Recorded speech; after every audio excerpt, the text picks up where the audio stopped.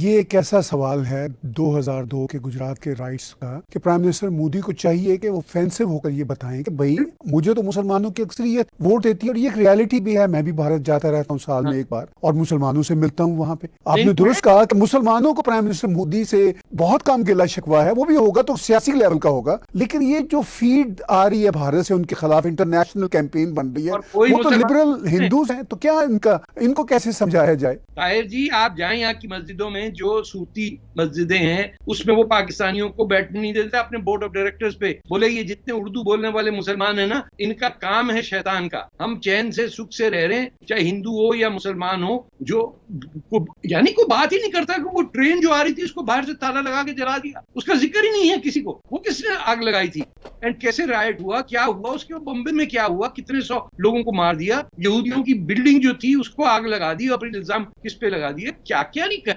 मतलब पाकिस्तानी क्या क्या करे ताकि इंडिया की वो जो अमन की आशा वाली आंटियां हैं उनका दिल खुश हो जाए और वो लिखने लग जाए कि brotherhood of man, you know, let's live together, we are the same people. अरे आपको नहीं पता, ये सेम पीपल नहीं कहते। 1000 साल में किसी ने अपने बच्चे का नाम हिंदुस्तानी नाम नहीं रखा। मैं भी तारिक हूँ, आप भी ताहिर हैं। हमारे माँ बाप ने कभी सोच सकते थे कि अशोक रख देते आपका नाम या मेरा नाम सूरज होता? नेवर। हमें पहले दिन से कहा जाता है हिंदू से नफरत करो। मेन इश्यू सब कॉन्टिनेंट का है कि मुसलमानों को समझाया जाए कि भाई तुम आए हो इस धरती में, वो तुम्हारे घर में नहीं आए भीख मांगने। तुम पहले मलाबार पे पहुंचे, वहां यमन से भागते हुए, फिर वहां से जावा गए, ये सब गए, सबने तुम्हें घर पे बिठाए। पहली दुनिया की मस्जिद बनी केरला के अंदर, यू नो, एंड आके जिनको बिठा दिया रह गए। आप उन्हीं लोगों को जिन्होंने बना दिया आपको, आप उनके खिलाफ जबान खोल रहे हैं। और इंडिया में ज़ोरास्ट्रियन से लेके देखिए शाह ईरान के फॉलोअर, इमाम खुमैनी के विक्टिम्स, जिसकी मर्जी होती है इंडिया आके सेटल डाउन कर जाता है। कभी किसी आपने सुना है कि ये क्यों आए यहाँ पे ठहरे? बिटवीन एक पारसी एंड इमाम खुमैनी के फॉलोअर का दोनों की पनाह वहीं मिल रही है ना। तो इंडिया को ना समझ, एक तो समझना मुश्किल भी है क्योंकि इतनी ancient, it's the last ancient civilisation, लेकिन फिर दिल में नफरत भी हो और जबान पे कहें कि प्यार है। इतना झूठ कि हमें पता है कि तुम यू हेट हिंदूज, और आके माइक्रोफोन चलता है तो वो मौलाना साहब बैठे होते, हम तो एक ही हैं, हमारा तो कॉन्स्टिट्यूशन एक है। अब देखिए साहब, अम्बेडकर साहब ने ये कहा था। अरे भाई, कभी अम्बेडकर साहब ने तुम्हारे बारे में क्या लिखा है वो भी पढ़ के सुना दो। किसी ने नहीं पढ़ा अम्बेडकर जी का कॉन्स्टिट्यूशन, या उससे पहले क्या उन्होंने कहा कि मुसलमानों का अलग कॉर्पोरेशन है, ये किसी से कभी नहीं मिलेंगे। वो दुरुस्त हो या गलत हो, लेकिन ये तो नहीं हो सकता कि जहां आपका फायदा है उसको कोट करें और जहां नुकसान हो रहा हो बोले इसको तो यार, इसको तो दबा दो किताब। तो सर देखिए, बात यह है कि जो सारा मसला तो नैरेटिव का हुआ ना, कि इस वक्त प्राइम मिनिस्टर मोदी को दुनिया की हुकूमतें तो बहुत पसंद करती हैं, मगर जो मेन स्ट्रीम मीडिया जो नैरेटिव चलाता है वो खराब इमेज के तौर पर पेश कर रहा है। इस सिलसिले में फिर भारत की सरकार या भारतीय जो हिंदू कम्युनिटी है वो क्या कर रही है? चूंकि सिर्फ प्राइम मिनिस्टर मोदी को ही निशाने पे नहीं रखा हुआ, वो हिंदुइज्म को भी निशाने पे रखा हुआ है। सर, तो ये हिंदुओं का काम नहीं है कि खड़े होकर बात करें? ये क्यों छुप के बैठे रहते हैं 24 घंटे? मैंने अपनी आंखों से देखा 50 खालिस्तानियों ने ऐसा दौड़ाया, 500 भाग गए। वो एक सेंस है कि अपने लफड़े में पड़ने का ही नहीं है। आपको अपना MBA करो, पैसा कमाओ, गोरी बीवी से शादी करो, फेयर एंड लवली क्रीम वाली, और घर चलेंगे और अम्मा शादी करा दो। अरे कभी खुद भी स्टैंड लो। ठीक है, 10,000 साल में तुम हिंदुस्तान ने हमला नहीं किया किसी मुल्क पे, वी सल्यूट यू, लेकिन आपके बंबई पे हमला करके चला गया पाकिस्तान, अब बैठे रह गए। यानी अब भी आपके देखिए, कश्मीर में जितने वायलेंस हो रहा है वो हिंदू टारगेट हो रहे हैं। वहां पे 5 लाख पंडितों को निकाल दिया 1990 के बाद वहां से। अब भी विक्टिम कौन है? मुस्लिम बना हुआ विक्टिम, वो पाकिस्तान से भेजते हैं दहशतगर्द, they create chaos on the border and then they go back. यानी सोमालिया से एक MP, member of Congress, Minnesota से अपने भाई से शादी करके पहुंच के उसको फिर निकलवा देती है और लाइन ऑफ कंट्रोल पे आके वो इंडिया को 2-4 गालियां देके चले जाती है और हाउस ऑफ कांग्रेस में, US कांग्रेस में मोशन डालती है एंटी इंडिया। आप देखिए, मिनेसोटा में एक इंडियन अमेरिकन नहीं है जिसने प्रोटेस्ट किया हो। तो हर चीज का इल्जाम इंटेलेक्चुअल पे नहीं डालें। एक वो भी है कि खड़े होके दम से जरा लड़ो, तुम्हारा गुस्सा भी नजर आना चाहिए। हर जगह तो ऐसे नहीं, sir I beg to state I am yours बहुत फेथफुली, ना भैया, आई एम नॉट फेथफुली। आप इंसाफ की बात करेंगे तो आपको खड़े होकर पाकिस्तान को एक्सपोज करना पड़ेगा, बजाय इसके कि पाकिस्तान को और आर्म्स डिलीवरी हो रही है और अमेरिका सपोर्ट कर रहा। कब तक करेंगे आप?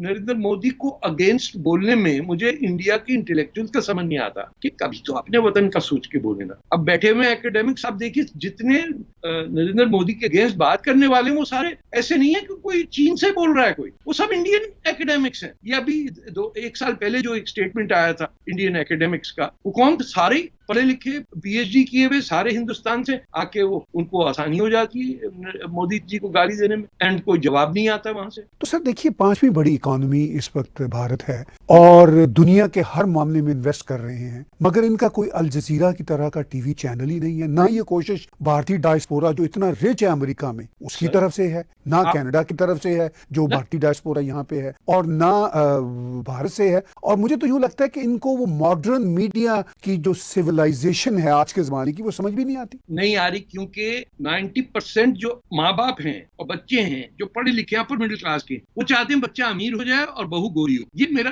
आउटसाइड इंप्रेशन है। बड़े बड़े सुंदर किस्म के जवान भी अपनी अम्मा को कहते हैं रिश्ता करा दो, और ये सब। बात सारी ये है कि अगर आप कतर अल जजीरा चला सकता है, तो क्या हिंदुस्तान या भारत अल जजीरा का बाप नहीं बना सकता? उसमें रहा क्या है? कौन सी ऐसी साइंस है जिसमें नहीं है? हमें, अरे हम मुफ्त में आपके लिए काम कर लेंगे, खुदा की कसम जरा बात तो करें आप। Not a single word comes out from the Indian perspective. Akashvani या दूरदर्शन या जो भी उसका नाम था, किसी जमाने में हम शॉर्ट वेव पे लग के सुनते थे कि कोई ढंग की खबर मिले, रेडियो पाकिस्तान से तो मिलती नहीं थी। लेकिन आप सोचिए कि किसी ने इस पे एम्फसाइज ही नहीं किया कि एक we need, India needs to have international radio network और social phenomena.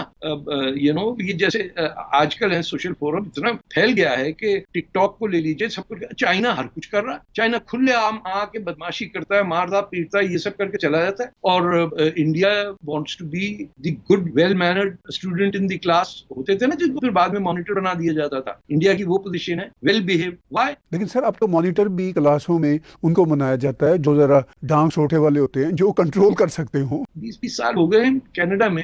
You think our communities are getting better, more thorough, secular और rational? No, they still think handsome आदमी यार। आपने सेकुलरिज्म की बात छेड़ी, तो प्राइम मिनिस्टर नरेंद्र मोदी पे ये भी एक बहुत बड़ा एतराज होता है कि वो सेकुलर नहीं है, सेकुलर वैल्यूज को नहीं मानते। तो वो सेकुलरिज्म तो भारत में कभी रहा ही नहीं, जिस सेकुलरिज्म का चर्चा आज का मीडिया करता है कि कभी रहा है। नहीं, वो देखिए, नेहरू जी कहते थे, उनका तरीका था कि मुझे पता नहीं मैं कब अंग्रेज हूँ, कब मुसलमान हूँ, कब हिंदू हूँ, आई डोंट नो, इस टाइप की। उनका एक बहुत बड़ा कंट्रीब्यूशन है इंडिया में, उसको डिनाई नहीं कर सकते। लेकिन उनका ये भी कंट्रीब्यूशन है कि उन्होंने हिस्ट्री के जो एजुकेशन मिनिस्टर्स रखे, पहले 5, उनमें से 4 जो थे वो कट्टर मुसलमान थे। आप इंडिया में जाके बताइए कि किसी को राजा दाहिर का नाम नहीं आता। लोग ये समझते हैं कि सिंधी कोई कास्ट है हिंदुइज्म की, उनको ये नहीं पता कि सिंध जो है उनके नेशनल एंथम में आता। You'll be shock how little they know. आप किसी से पूछिए बल्तिस्तान और बलूचिस्तान में फर्क क्या, they won't be able to tell you. तो आप पिंजरे में बंद करके उनको रखेंगे कि भाई तुमने सिर्फ पैसे बनाना, सियासत में हिस्सा देगा कोई और, वो गुंडा दादागिरी सड़कों पे माइनॉरिटी का कोई ग्रुप होगा वो करेगा। तुम अच्छे खासे टैम बैम हो, खत्म, मामला खत्म, तुम्हारी लाइफ सेट है। And India has a role to play. I am very critical of how its leadership works. के बजाय इसके अब बच्चों से कहा कि आप मिलिट्री में सर्व करेंगे। आप अंदाजा लगाइए, इजराइल में कहा जाता है, इजिप्ट में कहा जाता है, हर जगह बच्चे जाते हैं, सर्विस करते जाते हैं। इंडिया में बच्चे कह रहे हैं पेंशन कमाना क्या होगा? अरे तेरी उम्र ही अभी 16-17 साल है। आपने दंगा देखा होगा दिल्ली के अंदर, लड़के आगे बार, और हमारी पेंशन कहाँ? अरे भाई तू कुछ तो आम आदमी की खिदमत करने के तैयार हो। ठीक है, उनकी मिलिट्री की ट्रेडिशंस हैं, great sacrifices have taken place over there, but outside the military you need to be patriotic about your, not just your country, see your civilization। वहां किसी को मोहनजोदारो का नहीं पता, खुदा की कसम मैं कह रहा हूँ, हड़प्पा का नहीं पता। वो बख्तियारपुर स्टेशन का नाम रखा ना, नालंदा यूनिवर्सिटी जला दी बख्तियार ने, और उसका स्टेशन का नाम अब भी बख्तियारपुर है। तो हम जाके करेंगे। वो औरंगजेब रोड का तो आपको किस्सा पता है, हर जगह जहां औरंगजेब लिखा था मैंने नीचे जाके मुर्दाबाद लिख दिया उसके। फिर वो MP थे, उन्होंने सड़क का नाम बदलवाया। भाई औरंगजेब का नाम इंडिया के कैपिटल की मेन सड़क का नाम कैसे हो सकता? इतना कातिल आदमी। अरे दारा शिखो नाम रखते तो पता होता कि एक बंदा पंजाबी मुगल, वो उसने हिंदुइज्म की किताबें ट्रांसलेट फारसी और फिर फ्रेंच में कराई, उसको दारा शिखो को ऊपर लाओ ना। उसका भाई जिसने उसकी गर्दन काट के अपने जेल में सड़ते हुए बाप के सामने ठुड्डा मार के फेंक दिया, उसके नाम पे सड़क रख दी। जिसने हजारों सिखों और हिंदुओं को मारा। सर उसने शियाओं के साथ क्या किया?